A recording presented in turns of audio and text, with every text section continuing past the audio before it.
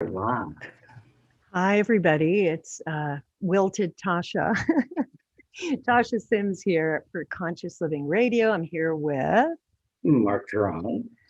and our guest today will be Chris Austin Fletcher. Seriously, though, this heat wave, right? Yeah. Yeah. So Wednesday, the show airs 100.5 FM in Toronto. Of course, this is Facebook Live, and then you can also find it on podcast after the show, www.consciouslivingradio.org, and on our YouTube channel. So thanks for joining. And Tasha, I just want to say one thing, if I may, before, not to interrupt or anything, but you did say Toronto, and I know it gets hot, and maybe radio's taking you back to your earlier days, but we are in Vancouver. It feels like Toronto. I was just saying that this level of weight in the air is to me summer in Toronto. Did I really? That's not so good. Hey, that's the beauty of being human, right? Well, and also you got to know what climate you thrive in. This is not my climate. If I was with you, Chris, on the beach at half the day, maybe I need water or I die like a flower. Yeah, I get you. Okay, let me introduce you. So Chris Austin Fletcher, he's a family counselor, 35 years of experience supporting families, couples, and children, specializes in conflict resolution, conscious communication, and through his practice, whole family healing, a whole range of support is offered, including intimacy and addictions counseling. Chris and his wife, Jen, own and operate Half Moon Haven Beachfront Retreat and Spa on the Sunshine Coast. It's a sacred healing space for both memorable vacations and holistic retreats. He's currently finishing his book, The 9 Rings of Alignment, a life-changing practice that provides a practical path to restore your personal power and create better relationships. And not only does he share these teachings in his counseling practice, but also in the holistic retreats that he and Jen run. His work also combines spirituality, shamanism, and personal growth. So today we're going to talk about these modalities and how, combined with breath work, an open heart, and intentional awareness, one creates a direct pathway to higher intuitive wisdom. We're also going to find out about a book that's being launched really soon called Embodying Your Essence for Soul-Aligned Success. 25 conscious leaders who have stepped into their fearless presence. Their stories have been collected for this book. We're going to find out about that because Chris's story is in there and you're going to hear all about it. So welcome to the show, Chris. Thank you. Thank you for that introduction. Yeah. So this book that's coming out, tell us about the person whose idea this was to collect all these stories. Yeah, totally. I was introduced, her name is Crystal Hill, and she's from Australia. She's a facilitator. She's a tantra teacher. She also is now a publisher. And she's a friend of Haley Melrose, who you guys I think know as well, who kind of travels between Vancouver and Australia. And Haley contacted me, and they had heard about the 9 Rings of Alignment, and were really interested in doing basically a chapter. Basically, I would get a chapter with 25 other authors, and it was basically a journey of your personal journey, basically telling a personal story of where your fearless presence comes into fruition. Where does that inner drive of that inner place of when you're in maybe the darkest place of your life, where does that fearless presence come from? How do you activate that and make that into your reality and move through that? And so it was very in alignment with my journey, and also releasing the 9 Rings of Alignment next year, which is basically a year from now. I was perfect, because a lot of people hadn't heard my personal story. They've taken the workshops of 9 Rings of Alignment. I've done it at festivals. I've done it at events. So they've gotten this whole download of information that they could use in their life, or through counseling they've used it. But there wasn't the story that was pre that. So this is almost that prologue, or that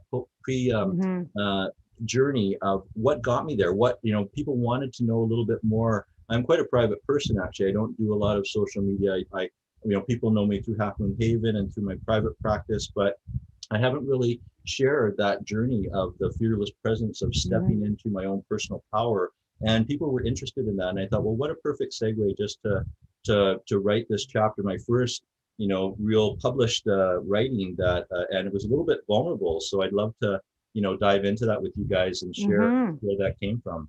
Who else is in the book? Do you want to name some of the other leaders? Just a few people that we know also. Robin Clements is also in the book, and his journey, he's had a powerful journey of, being very ill as a child and working through that, and then finding the breath and coming into his own personal practice with breathwork school that he's doing. And then Haley Melrose is also in there as well. Haley Melrose's partner is in there as well.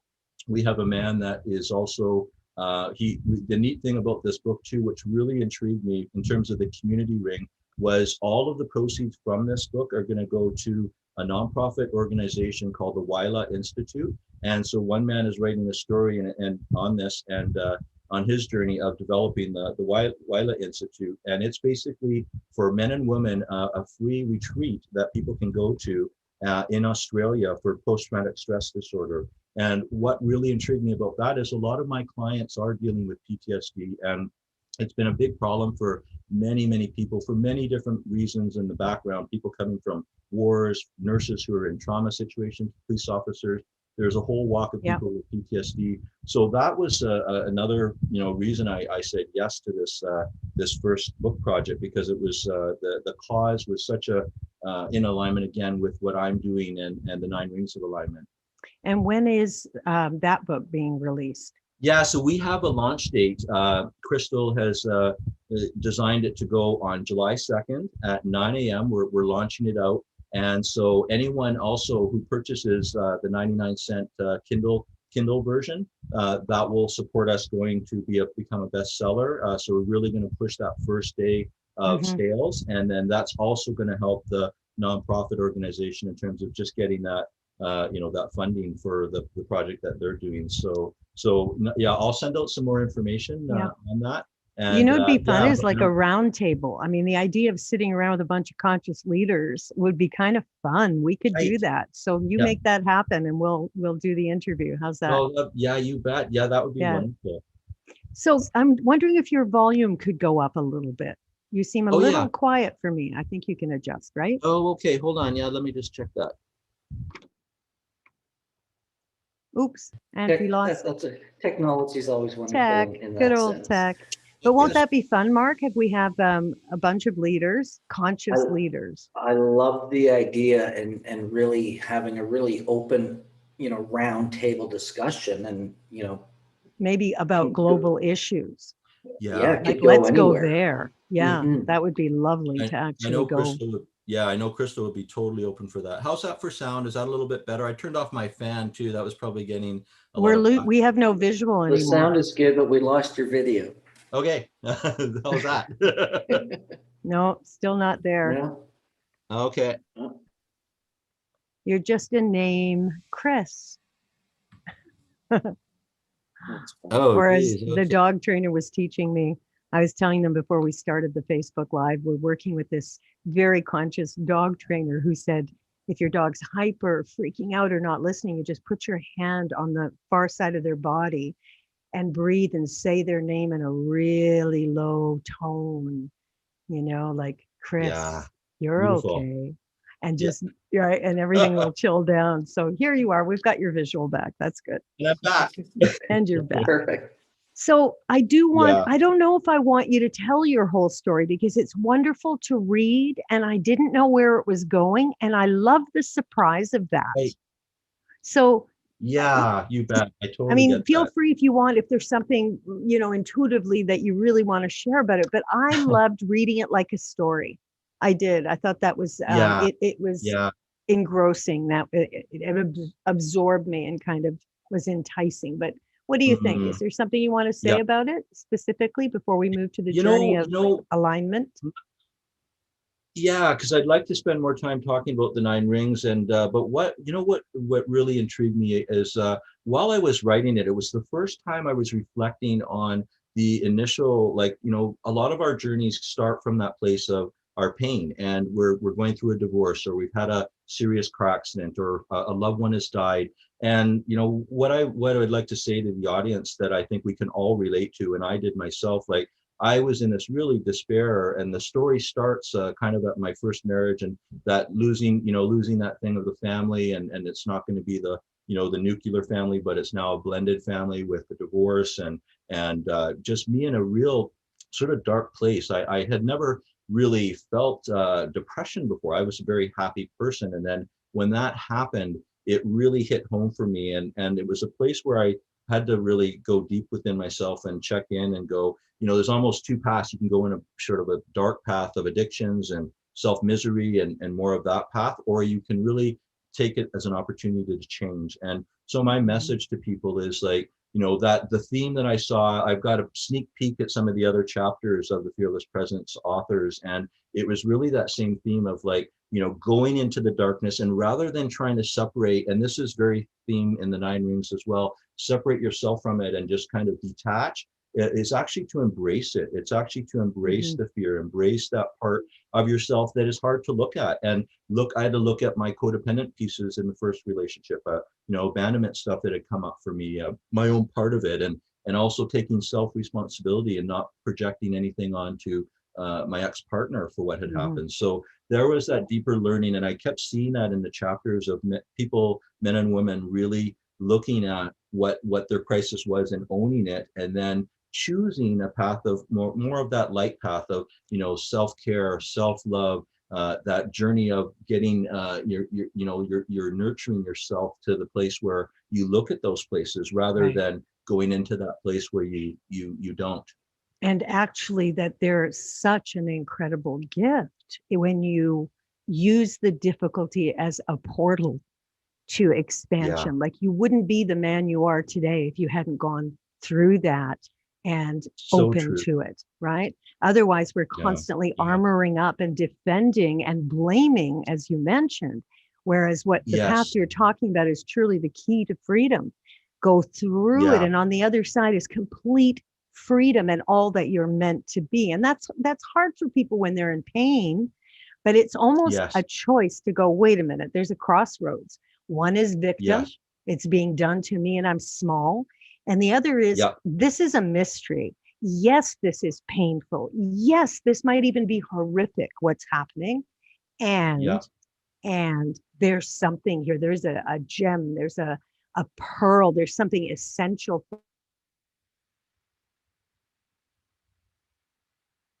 Is I don't understand freedom without it. I just don't. I don't know how you could possibly be free if you separate from what's occurring. You got it. You nailed it. So good job, Tasha. I love that. Well, it was my first question. In the book. So I know you did that, but you also, I just want to touch on this piece. You also trusted your visions, and I think and the signs that you were getting. Now that, without going into the story of it, is not easy for people because they'll dismiss. Our conscious mind wants to dismiss those kinds of things. I mean, if you were in an altered state, sure, I'm having a vision.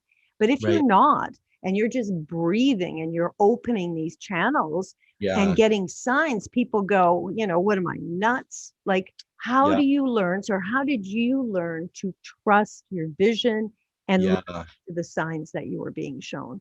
Yeah, you bet. Yeah, thank you. That's a great question. And I think the first thing that I started was I just started a self-meditation practice when I was on my own. And when I would I'd have these powerful dreams that would come through, and some of them would be what I call the difference between a dream and a vision. A vision comes through so clearly that you see all the details, you remember it succinctly.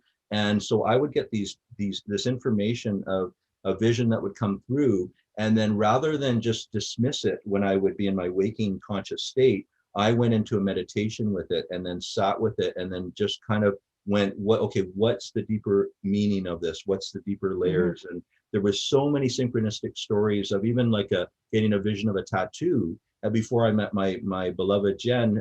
And that story was incredible because it was showing me these animals, and it said, and I drew it out as soon as I woke up.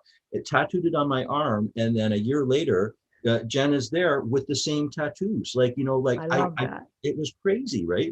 Yeah. That's those synchronicities that were coming through and I think it was that sitting with myself, allowing myself to, learn more movement. I was going into more tantric breath practices. I was, practicing different Tai Chi moves, the 7 Tibetan rites, just simple practices that started my day on a way of just honoring myself, which will, segue into the 9 rings again. And that was a real way of reclaiming my own personal power, because part of it in my first marriage, I realized, which is fully my responsibility, allowing myself to lose my own myself in the marriage. And many of us can relate, especially with that first marriage, right? We don't know we have these ideas of what that might be, but until you're in it, and if you don't have experience in something, you can lose yourself. And that was part of my journey in that time. So the reintroduction of finding myself and loving myself and honoring myself,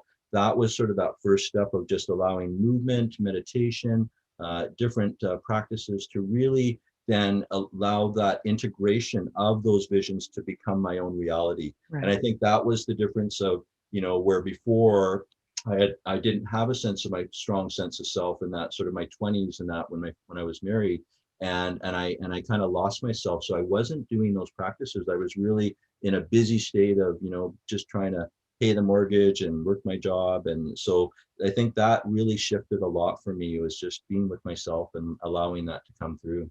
Hmm. I know you talk a lot about being in balance, coming into balance. How do we know when we're not in balance? Yeah, so that's a great question. What happens, or what I find is everything's based on relationship. And what I've learned through counseling practice and just different clients that I've seen, they're coming to me usually when there's some kind of imbalance. It's either with family or it's with their partnership, or sometimes, they're a new mother, let's say, and they've lost themselves in that being motherhood, but they've lost their own personal identity a bit. And so there's an imbalance with the different relationships. And what happens is, if as soon as you get out of imbalance, then that activates that stress, it activates the nervous system, anxiety can kick in. So we're not actually doing things in a place where we want to stay in relationship with ourselves and with others. And that then triggers all of these other things that just start to, I call it almost like the downward spiral, where we start to spiral down, where we've all been there too, where we have like, something bad happens, and then it's like, oh, and next day's another thing. And it just starts to, like the domino, and we lose ourselves in this state of imbalance in a way. So the 9 rings was really that practice. And it started with me just doing it for myself, learning about to find my own balance and see where I was within relationship and out of relationship. And that then brought me to an understanding of, wow, this is really working for me. That's where I started going, like, this needs to be shared. It needs to get out to others as well. And I'd love to get specific, because so you've written each golden ring is encoded with key insights for personal alignment. And the 9 rings are self, sacred partnership, children, family, friends, life purpose, community, the earth, and our larger universe. So I would love to kind of follow that map, break it down, and maybe give the listeners a nugget or two in each category. What do you think? Yeah, totally. Yeah, I think that would be great. Yeah, well, just because, actually I've got the 9 rings there's a week course for it. There's a 4-day men's retreat with it. So, we can dive in, and it can get really, really deep. And that's where the profound changes. But I've also got a very succinct one where people can just get a free download from the website, and they can already start it's basically an outline. I've outlined a 21-page with actual key diagrams too that are also available for people to get. And then we're going to add a guided meditation too, which is one of the key pieces of the 9 rings of alignment, a very simple 10-minute meditation that will help people along. So I'd love to just share a little bit about each, just almost touch on almost one key piece, and then just with the time that we've got, and then people can decide if it resonates, and feel like that's something that could work for them. And hopefully we'll have it on the website, right, Marc? We'll have that download. Would be awesome to have for people on conscious living as well. Absolutely. I already have, if you're watching live on Facebook, YouTube, wherever you're watching, it is down in the comments, the links to the 9 rings and everything else. And as we, develop this conversation today, we can add more things directly to the Conscious Living Radio page as well. So just so you know, it's all there as you share about it. So Awesome. So Marc. the first ring, we're down to self. It's always the first thing, the first piece. What do you think is the most important insight in order to achieve personal alignment of the self? Yeah. So the self, what I found with people is there's a tendency to put our attention outside of ourselves. And that's been a common thing with social media, with, programming of, too much information out there. So we often lose sense of ourselves. And I find that the biggest thing that when we start getting resentment, when we start feeling angry, that's often a sense of that what have we not done to self-love, to self-care? What have we not taken care of within our own personal needs? And so I broke down the self-care into the emotional, the physical, spiritual, and the mental parts of the type of self-care. And what I realized when I was checking with people is they didn't know anything around personal self-care or self-love, of allowing themselves to just start with themselves. So they wake up in the morning, typical routine will be wake up, grab a cup of coffee, get the Facebook out, check my messages. So they're already, going into the other forms of the ring without actually creating that simple practice of just being with yourself, checking in. And I also encode with that first ring of self-care is allowing yourself to do something for yourself every day. So making sure intentionally, just taking time of reflecting. And in the meditation practice, all you're really doing is just checking with your higher intuition, feeling into that self-love and saying, where do I need that support? Is it my emotional self-care? Do I need some physical self-care? Am I out of shape? Am I feeling, tight and restricted? Do I need to get a massage, right? Do I need to have some mental self-care? Maybe that's through music or through reading. So supporting people to identify what are those core self-care rituals that people can encode for themselves every day. So I was sort of my own guinea pig. I tested it myself over about the last 7 years now. And I just did a regular practice of, just checking into myself, feeling that place of, wow, okay, I need a, to go, my body's ratched. I need to go for a massage today. So then I just book that in and then make sure I take care. Or it could be, I like, going for a sauna or a hot tub. We have a spa here, so I take advantage of that. It might be going and sitting at a power rock I have out in the bay, and then just meditating for an hour. So I just lock in something for myself and through that day. And then what I noticed was everything then from that point, I was more able to meet all of the other relationships in a way that was from that, we were talking about balance, from that place of balance, because I started from me rather than my tendency would be often being in my work ring. I'm an overachiever. My parents both workaholics and, very, very dedicated to work. So I'd often jump right into my work. And then I noticed that I had this imbalance. So just doing that one ritual of just allowing myself to encode one thing each day, then that set me on a great course just for my own personal growth. And would you include your shadow? Definitely, yes. Because everything you mentioned sounds lovely, Yeah. but one of my pet peeves, I meet Yeah. people who are spiritual, and it's like, where are you? Because the guts of that shadow is relevant to who you are. Totally, yeah. So I'll speak to that too. So in that meditation, as you bring in what you need and what is going to give you that more self-love, self-care, you also the 9 rings has I have basically 3 light practices, or 3 what I call like invoking, the love and light in that part. But there's also the 3 shadow practices, and they're often the antithesis of the 3 light. So that would be going into, reflecting on, okay, did I have addictions that came up, and what can I do about that? If I was eating late, then my intention is like, so that would be the reflection in that morning. Wow, you know what? Hey, I had nachos at midnight. That's not the best solution for my physical self-care. Today, I'm going to make sure I fast that day.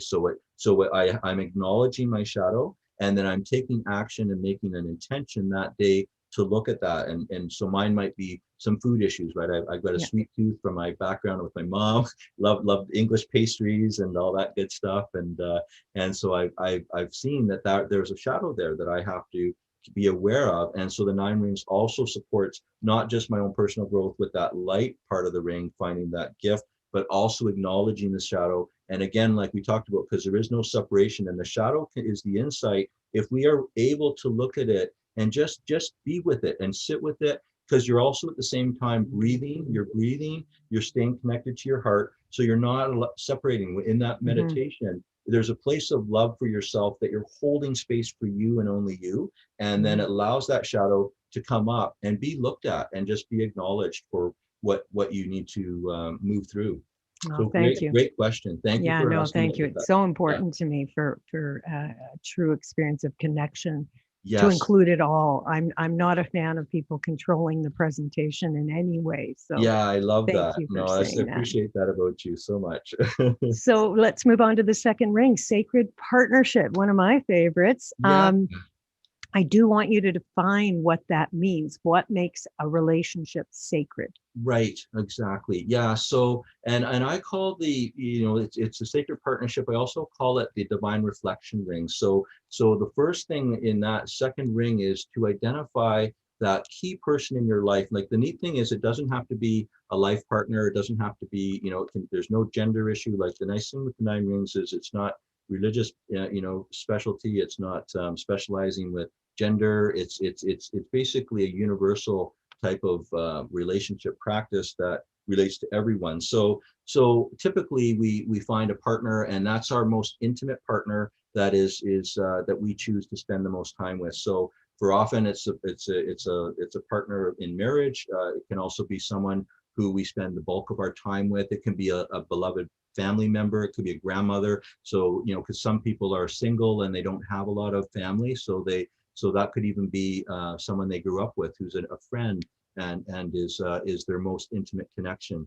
Some people who are very isolated, it's a pet. It can even be a pet. So whoever you identify as that intimate partner, one of the biggest things I found in my personal practice of counseling, especially with the relationship work, was a fear of intimacy. So that shadow of the divine reflection, sacred partnership, was people being afraid to be intimate, to be vulnerable, to open their heart and share that with another, for fear of so many, for shame, for guilt, all the things that the shadow projects on to that judgment, the self-judgment. So the divine reflection was a way of like identifying that intimate partner, and then just creating practices. I use dyad practices, which I learned with Satyan Raja, right, with Warrior Sage, way back 15 years ago, and just met Jen, and we had the last dyad together. We do 5 days of dyads, 40 minutes, 12 hours a day, going, tell me who you are, right, is the primary question. So just define that a bit for the listeners who don't know, because I was there, so I'm nodding, going, powerful work, but go ahead and define a dyad. Well, the dyad means the power of 2. So actually just sitting present and listening and receiving information, and just asking one question and going deeper with that question. And you notice, like the onion layers unpeeling, and you notice you get deeper to your true authentic self, intimate self, deeply. So that was one of the key practices that I found for people who are in that intimate relation, because often the conflict comes up when the shadow, the wound of each partner will come up, and it starts to, as you know, being a counselor, they play out on each other, and they can really create a lot of division and separation. So the divine reflection ring was created in a way to people to practice opening to more intimacy and allowing that to grow. And then from that, I've seen a huge growth in relationships who are struggling, because it's like they get these breakthroughs as they do their meditation, they practice together, and I give them some other tantric practices that are also opening intimacy and creating more, not making it just about the sex, but making it about the connection first, and including self-tantra as well, like getting them to do their own self-tantra practices. So all of that then allows that intimate connection to really flourish. So that's really the essence. There's other elements, but that's the core of. I love it. Yeah. I love it.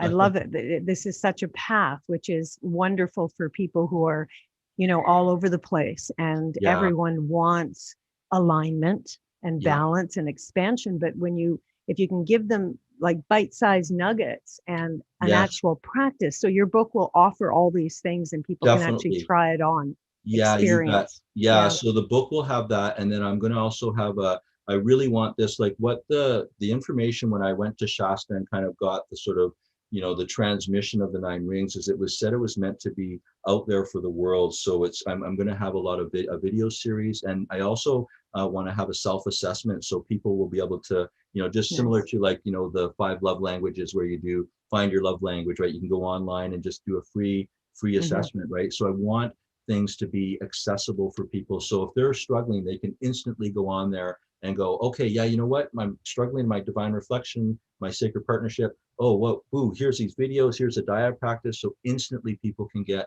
support. Yeah. And the next ring, children. I don't know about you. You blended too. For me, that was such a tricky one. Yes. Let's start with just our attitude with children. What is the most helpful perception or attitude to start with if you're involved in parenting? Let's start there.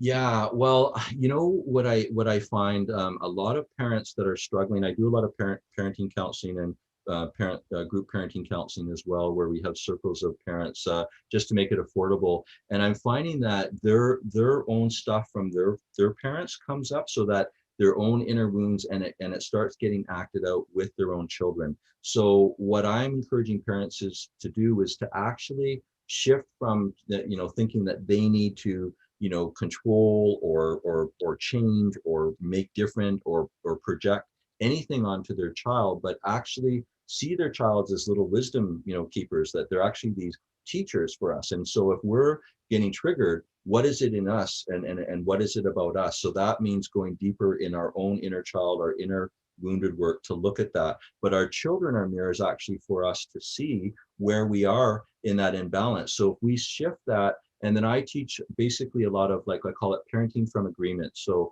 we always include our children with every discussion, every decision, but we're also still holding structure and firm guidelines for the child at the same time, but not doing it from an authoritarian type of control. And I think a lot of us can relate. As growing up, we, sometimes we were over controlled by our parents, or our parents, their own projections, or some of us were abused. Some of us were coming from, addictions parents that were, or mine was work addictions, right? So I was witnessing a lot of that. And I realized that in my life, I didn't want that to be, projected down to my children. So how do I take self-responsibility to own that? And so what I did for that was, when I had my boys, I made sure I was available for coaching, for being involved with them, being involved with their friends, just allowing that. And then the last thing I could say about the children ring is often as adults, we forget the one thing that was key was rekindling that innocence. So with that innocence that we see in young children is that we often forget. We get serious, we grow up, and then we forget this playful, joyful thing that children bring. So it's a reminder, like if we use children as a way of reminding ourselves of our own innocence, then that will help to bring back that love and that caring of that bond that is the parent-child bond. I love it. And it's relevant for people who decide not to have children. It's exactly that. They can still do this expansion and opening, relating to kids in their lives, or that's right. And it works. I have a lot of clients too that don't have children. So what I'm saying to them is go spend time with your niece and nephews, and go. And even if you don't have niece and nephews, then your friends, go and connect to children, and that really changes. I get feedback from people who go, I never thought of that. I never thought to hang around children. Go take them to the park, go take them to the water slides, go do things, because that also invokes this inner playfulness that they often lose. And so people who don't have kids, and if they disconnect from children, they're missing out on a whole other part, as we know, that is so beautiful of being around children. And then there are the people who say, I don't like children. And to me, especially when you're doing inner child work, it's very relevant, because how do you learn to love that young part of yourself if you're holding this image of, oh, kids, they're just a hassle, or whatever it is you're holding? So I'll bring in animals. I'll go, okay, it's a puppy. It's like your heart needs to be open. What opens your heart? It could be anything, but that kind of heart opening. That is so good. Yeah. Yeah, yeah. Okay, family. Yeah. The family What's ring. important with this ring, especially if you're in familial relationships that might have some conflictual dynamics? Yeah, exactly. So yeah, the family ring I find is one of the big ones because it's often a place that if you had a trouble, sort of the shadow side of the family ring is stuffing down if there's been abuse in the family, if you've been shamed, if you've had these situations where there's been a lot of conflict in the family. So the key of the family ring is to really bring ritual back to family. So often what I'm finding is, and which goes to the rites of passage, when we look back to the work we did together with Teen Journey and the whole key of the rites of passage, I find that was such a big, big piece of healing some of the family wounds. Like, so coming back, often when I'm working, with whole family healing, I will bring out families to Half Moon Haven and I'll customize a special program for them. So I'll look at where the gaps were. Often, it'll often be parents were too busy, so the kids disconnected. They ended up, into heavy addictions with video games. That might be one big issue that, so there's just this disconnect. So basically what I do is I just bring back basic rituals. So things like sitting together at the table for dinner and putting some structure and boundaries around the technology today. We've been inundated with internet in the last 10 years and cell phones and all that. So parents today are dealing with a whole new problem than when we grew up, like, when we didn't have all these extra stimuli. You've also got the drug influences of, there's so many varieties of drugs today that kids can go off on these tangents. And if they don't have that deeper connection with their parents, then that gets lost in the shuffle. So a lot of my teachings, you would know Gordon Neufeld, and he's done a book with Gabor Mate, Hold On to Your Children, Why Parents Matter. So I teach a lot about that, making sure that your connection with your children is primary, and that, and so when it's been disconnected, the neat thing is, whether the children are growing up or they're teenagers or they're adults, there's always an opportunity. So I've done retreats here with families with adult children and their parents, and we do rituals. We do a sweat lodge. We do the 9 rings practice. We do play, hikes and go hiking together. We do, different rituals and sitting down together, and then we ask deeper questions. And we, instead of just going through that surface stuff, we actually check in with everyone around the table and do that round table check-in and just ask more intimate questions, and rather than keeping it, hey, what's the score of the hockey game, or what's going on with the politics, right? Rather than keeping it on that surface level, we actually create questions for the families that create that reconnection. And as long as you have 2 willing parties, completely shifts the family dynamic. It completely can start to heal that wound, as you note as well. When you do that work and you create those new rituals, and that starts to shift, some of all that pain that might have been suffering in the family. Even intergenerationally. So I love that.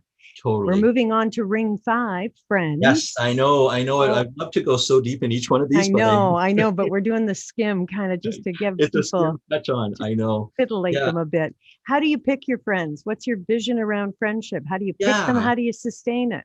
Totally. So I have a whole list of, like, that authentic friendship, and I won't get into that too much, but I want to speak to the essence of the friendship ring. And what that is one of the shadows that I've seen is, especially with technology, and again, we connect to too many people, so we're almost diluting our friendship. So I was someone like that, where I would try to maintain about maybe 20, 25 friendships. And I was noticing I was letting a lot of people down. I wasn't having that time with them. I wasn't able to get to a deeper connection. So what I have modified it as, in terms of supporting others, is I've researched, and we can really only keep about 3 to 4 friendships at a time in terms of quality friendships. If we try to manage more than that, we are actually doing a disservice. So what I do is each month, because the friendships always change too, right? Some people move away, some people, are maybe you just, drift apart from. And I used to keep on a lot of my high school friends, and I would stay with that. But there was a lot of old paradigms, a lot of drinking and partying that was associated. And I was realizing I had to ask myself, okay, is this really the quality friendships that I'm wanting? Or do I want to cultivate a few quality friendships that I can really go deep with? So I chose to do that. And I found from that practice of allowing myself to get some quality friendships.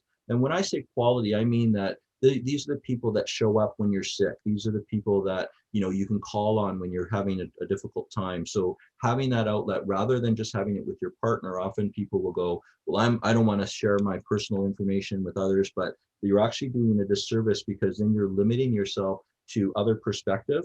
And it is our close friends that can almost see our blind spots. It's the person that can, you know, who's willing to say to you when you're maybe doing, you know, a big choice in your life, and no one else will. It's that person who will say, hey, are you sure about this? Do you really want to go that path? Or, you know, but have you looked at this? And so it's just identifying those people who are willing to be there when the crunch is hitting them, you know, everything's down on the table. And when everything is, you know, when we had our fire, for example, you know, I really got to see there were certain people that came to us and brought food and were there, you know, when we really needed them. And so I developed, like, I've got like 12 amazing men friends, and I kind of shift them depending on my month. You know, I check in, like Sachin would be one of them, right? And we don't get together a lot, but we know we've got this deep quality friendship. We just went, you know, he invited me this beautiful mansion, and we go with like 6 guys, and we're going down, you know, the Squamish River on paddle boards, and we're having food together and barbecue.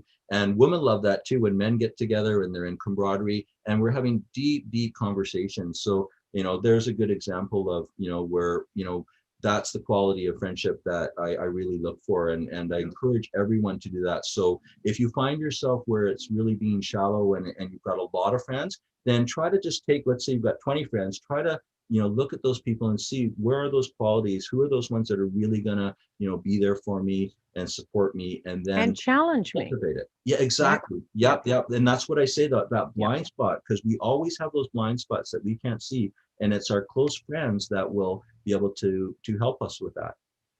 Okay, ring 6. We're going to do this. We only have 10 minutes, so I'm 10 hoping minutes, we're going to we get will through do these. this. We will totally do this. Life purpose. Is that the same as soul purpose? Do you think they're the same, first of all? The life purpose is basically what I'm seeing as your Dharma ring. So it's basically it's your soul aligned purpose for what you're bringing to the world. So it's usually what, you know, mine would be. So I have a few hats. So I have like my retreat hat with doing retreats and facilitation. I have, you know, writing books. I have you know, my other things that I do, but my primary thing is my counseling practice.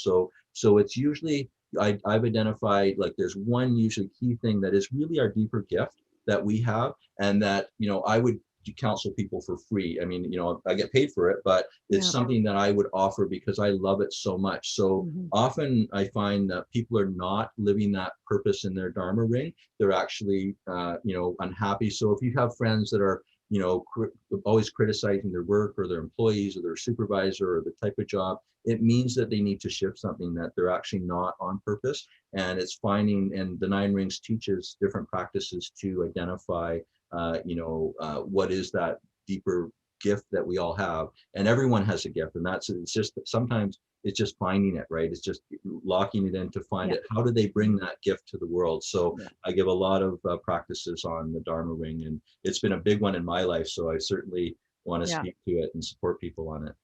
And then 7, ring 7 is community. So, you know, for people who don't have a community, who don't feel they belong, perhaps, and there's a lot of that going on right now, where people feel disenfranchised and just not a part of anything. What would you say there? What would be the wisdom? The wisdom on the community ring, what I suggest to people to do, and they can do this in the 10-minute 9 ring practice that they do when they're scanning that practice of community, is identify what is a cause that they believe in. So what is something that they find that they want to step behind, that, you know, it could be with the forest, you know, saving the forest, it could be saving the whales, it can be, you know, children and trafficking, it can be whatever they feel passionate about.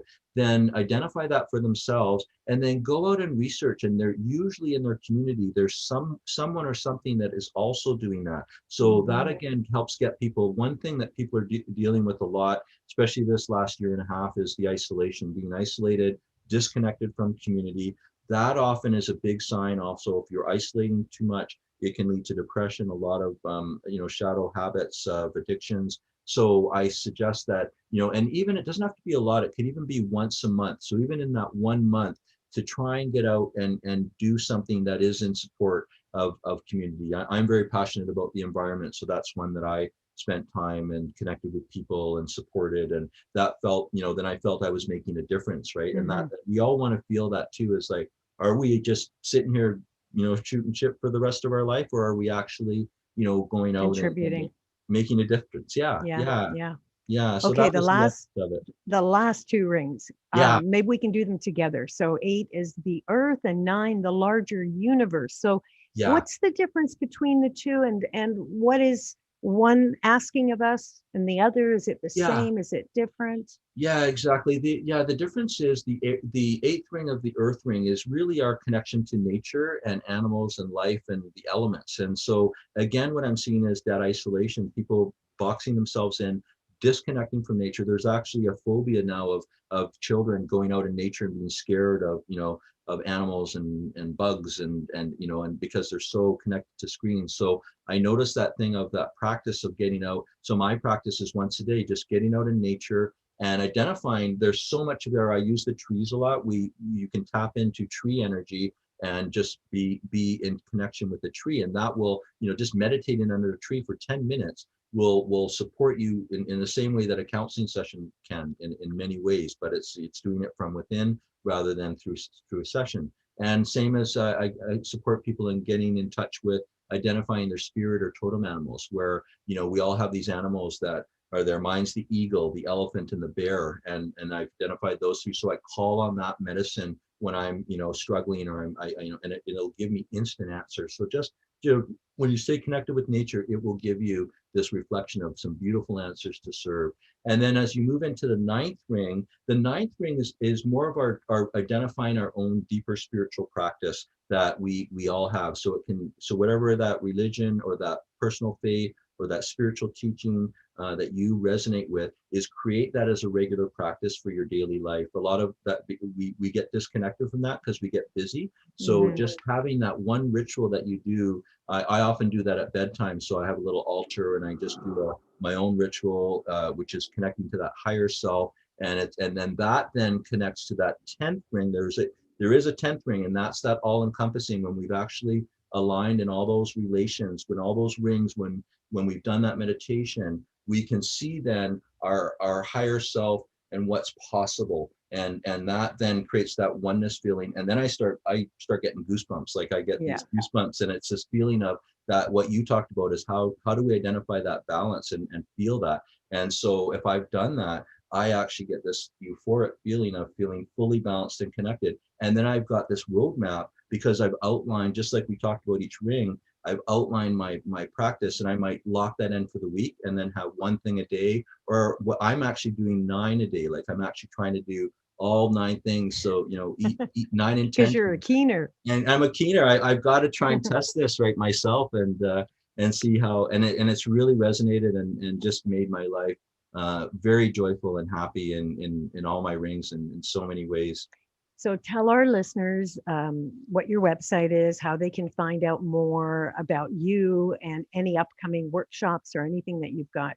Totally. Yeah, there's a few things to say. The first off, thank you both of you guys just being on your show and for a few times now. I know we had a show on the shadow, right, of the shining the light on shamanism, and that was quite a powerful show with dealing with that. And then you also had me on specifically for the 9 rings before. So just want to thank you and Marc for your wonderful presence and everything you do, and connecting. Speaking of the 9th ring, right, connecting the universal connections are going with you guys. So I want to honor both of you. You talk about the 9 rings, Chris, and I just sat here just really reflecting on myself as you were sharing, because there was a number of things that I saw coming up for me today, and some of the things I was even sharing with my partner, when I was feeling just, a disconnection. And when you talk about community, I was talking about, it's like, I haven't played golf yet this year. I haven't done anything for fun. I've just been kind of isolated in a bit of nature, and I've been enjoying it, but there's this something missing. And I'm like, and you kind of talked on all those points that I was really able to identify with. Oh, that's awesome. and made a lot of sense for, just from your daily practice, because you're talking about, getting up and having your coffee and everything. And it's like, yeah, I got lazy, and all of a sudden my morning practice started. Like, it all just started slowly drifting off. Yes. And Yeah. I've even been finding it more and more challenging, even though I come from a place of, personal power and decide and do it and all of that. I find myself even not acting on my own advice or suggestions in areas because, I feel that that's stuck. And part of it's, the COVID, the isolation, and things of that nature too. You're human. Yeah. What? You're human. You are. Yeah, exactly. I know. Well, Marc, but that's what I realized for my own self. And you talk about shadow and things, I realize there's all the points where it's like, I'm just so busy keeping that, positive mental attitude and doing all the things I know, which is really important too. Yeah. But then there's those other things that I've been, realizing, and just looking at the 9 rings was really impactful. Great, Marc. So thank you for sharing that today. It's you really bet. just what I needed. Yeah. Well, Marc, you really spoke to what happens for people is they will use the 9 rings almost as that reset. Like, so they'll you can bring it in as a daily practice, or they use it once a week or once a month, or, however you fit and customize it with your life. It'll fit in, and it's such a simple. I've got it to a place where it's only a 10-minute meditation really, and it's just a simple scan on each of the rings that we went over, and then connecting 3 breaths, heart connection, and then you basically allow your own intuition to be activated, and then it will channel your truth, because only you know your own truth fully. We can get all these other information, but it's only from within that we know that higher self intuition. So what I found the 9 rings is doing is basically activating people to that deeper information that is kind of already there, but we get so busy we lose that. So website. You got to plow. We got to get.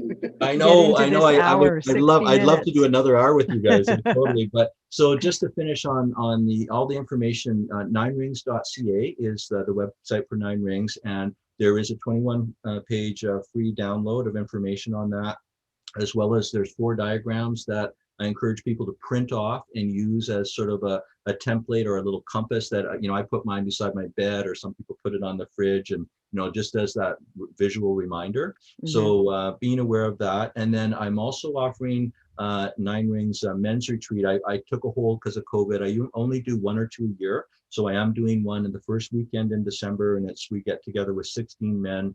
I've already got half of that filled, but there are 8 spots left if anyone is interested in, as a man, using that to just support your life. And we go deep with the guys, and many of the men are really, I get feedback all the time. I've done it for 6 years now, and it's one of the most profound things that the men have ever done. So really happy to offer that. And then again, the book launch for Fearless Presence, Finding Your Soul Alignment, that's on July 2nd. So that's at 9 a.m. So I'll post some stuff on my Facebook there, and my community and my Half Moon community as well. And if you can support the Fearless Presence with the 99-cent Kindle purchase, that would be wonderful, because that's also going to help WILA, the nonprofit organization for supporting adults with PTSD. So that's it. That's pretty Lovely. much it. Yeah, you bet. It's been a delight having you. Thank you for joining us today. Absolutely. And I just want to say that all those links, except a few of them, are already either in the description on YouTube if you're watching there. They're in the description on Facebook. They're also on the counsellingradio.org webpage for the show. And Chris, I just asked you to make sure we get the other links so I can make sure they're there for them, easy to find as well. Will do. Yeah, you bet. I will. I'll send you everything. Thank you, everyone, for joining us. Stay cool. Be cool. You are cool. We're all cool, unless you're hot.